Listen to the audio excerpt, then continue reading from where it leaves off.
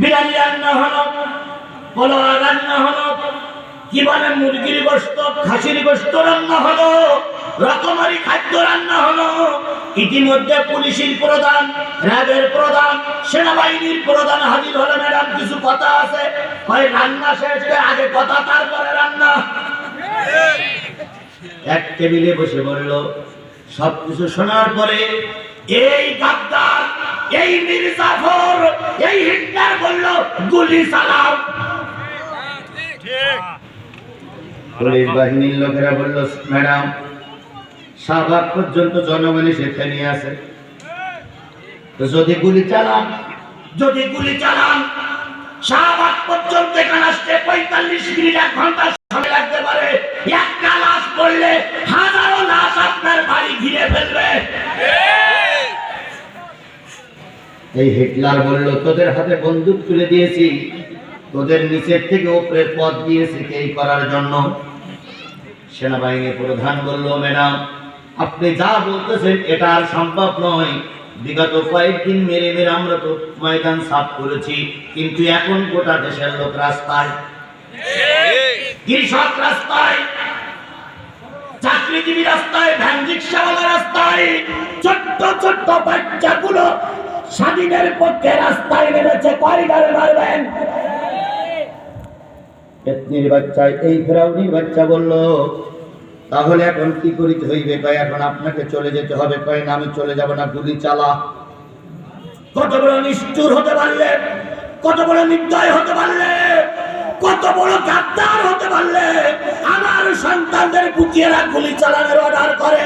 এখন যদি আবার তার জন্য কেউ কান্দো, তোমার মা গেছে যেখানে, তোমাকেও সেখানে পাঠানো হবে।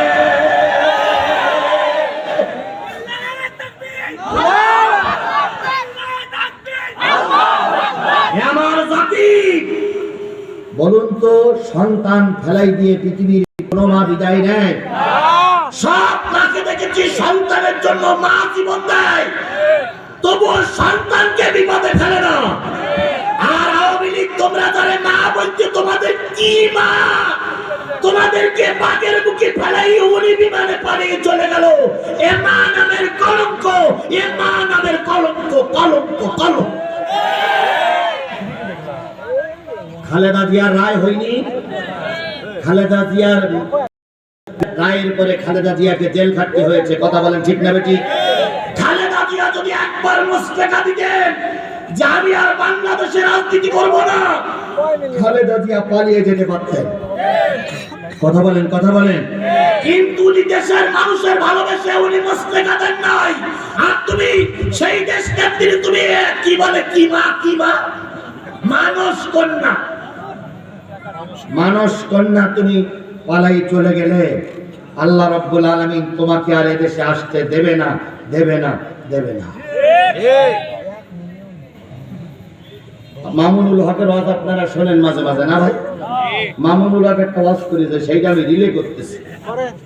উনি বলতেছে এক গ্লাস পানি নাও, পানি নেওয়ার পরে ওই পানির ভিতরে ফেরাউনির গোলো,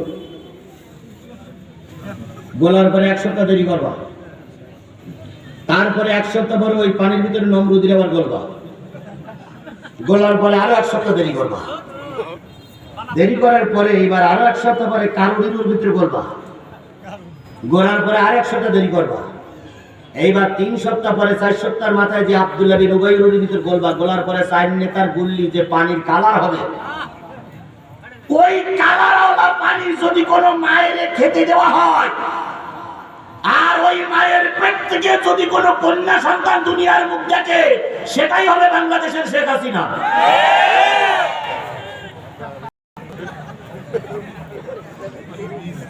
যদি বলেন হুজুর এই কথাগুলো কোথা থেকে বলতেছেন, কেন বলি শোনেন। ইনি মাঝে মাঝে বলতেন আমি নামাজি, তাই বলতেন না। আসলে আমার বিশ্বাস হয় না ওর বাপও নামাজি ছিল না, ইয়াও নামাজি ছিল না। এরপরে মাঝে মাঝে বলতেন আমার নেত্রী কোরআন শরীফ তেলাওয়াত করে, মাঝে মাঝে বলতেন আমরা তাহাজ্জুদ গুজারি। এরপরে ওর কর্মীরা বলতেন, আমাদের মঞ্চে দাঁড়িয়ে বলেছেন, সে কর্মীর নাম আমার জানাও আছে, আমার মাহফিলে দাঁড়িয়ে বলেছেন আমার নেত্রী 5 ওয়াক্ত নামাজ পড়ে। সেই নেতাই বগুড়ায় আছে।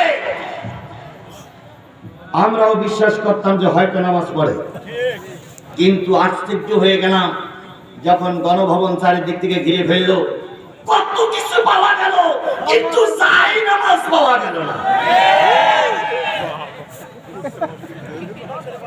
এত কিছু পাওয়া গেল, কিন্তু সেই যাই নামাজ পাওয়া গেল না, কোরআন পাওয়া গেল না।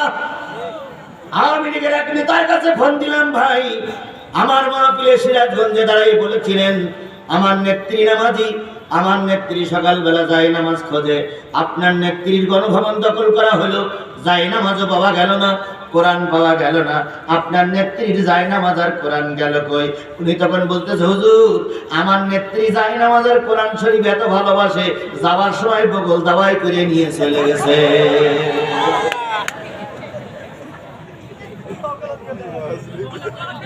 তাহলে এদের কি করে আপনি শায়েস্তা করবেন? এদের লজ্জা শরম এদের লজ্জা বলে কোন জিনিস নাই। কথা বলেন ঠিক না নাকি? কি কায়দায় বলেছিল 10 তারিখে আমরা হাজির হব ঢাকায়, বলেছিলেন 10 তারিখে আমরা ঢাকায় হাজির হব। আমার যুবকেরা 10 তারিখের আগেই ঢাকা দখল করেছে। শুধুমাত্র ঢাকার বুকে নামলেই হয়, যেটা নামবে সেটা আর ঘরে ফিরে যাবে না। তাহলে আগামী অক্টে আর একা অন্য কারো নয়, মাগো দেশটা তো আমার একা অন্য কারো নয়। জাতির বাবা মুজিব বাবা স্বপ্ন ডেকে কয়, দেশটা তো আমার একা অন্য কারো নয়, মাগো দেশটা তো আমার একা অন্য কারো নয়। আমার কন্যা শেখ হাসিনা সে যে কারোর ধার ধারে না। ইয়ে কি জাগ্রত অবস্থায় বলতেছে না ঘুমির ভিতরে বলতেছে? ঘুমির ভিতরে বলতেছে। আমার কন্যা শেখ হাসিনা সে যে কারোর ধার ধারে না।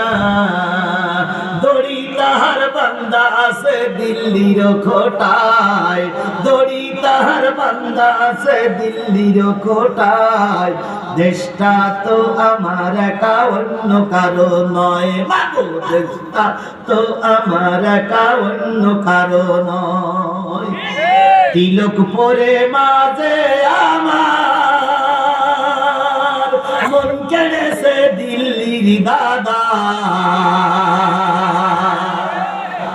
সিঁদুর পরে মাঝে আমার মন কেড়েছে দিল্লির দাদার।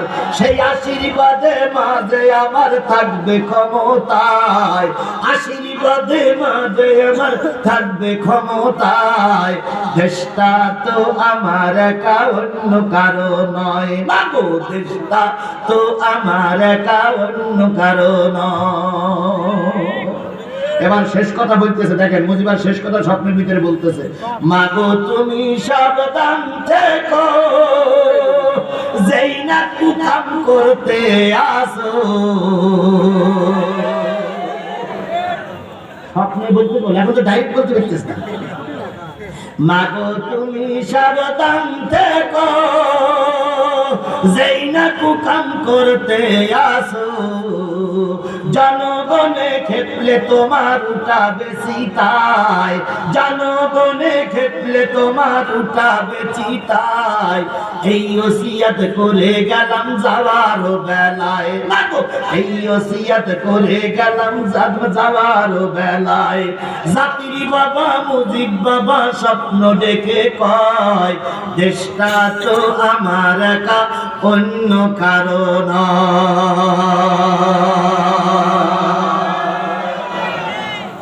কথা ঠিক আছে? কথা ঠিক আছে? আল্লাহর এলেমে